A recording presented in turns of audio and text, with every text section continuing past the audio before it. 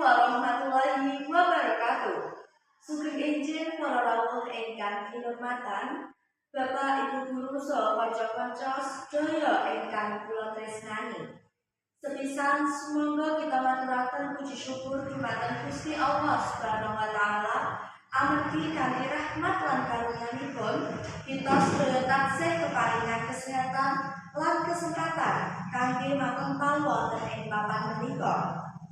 Para rawuh ingkang kinurmatan, tema sesorah kula ing wekdal menika inggih punika pitutur saka simbah.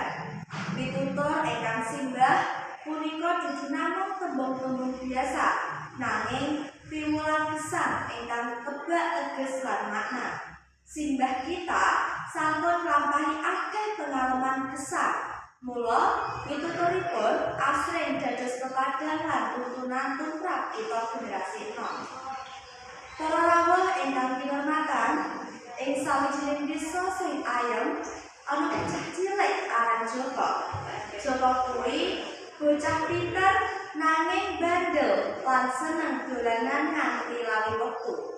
Simbahe wong tua sing wis sepuh kerep ngelingake supaya Joko ora lali sinau lan nulungi wong tua.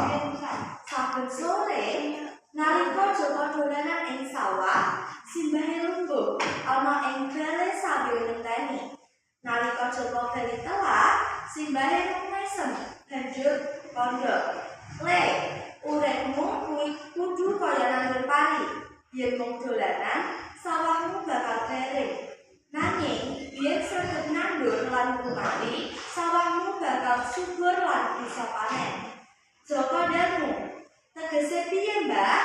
Simbah nerangake, "Yen kowe sregep sinau lan nulungi wong tuwa, kowe bakal duwe masa depan sing apik. Nanging yen mung seneng dolanan, kowe bakal kesakat ora duwe bekal urip."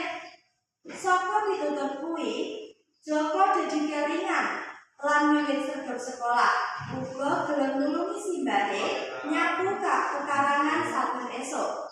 Wiwit kuwi, Joko ora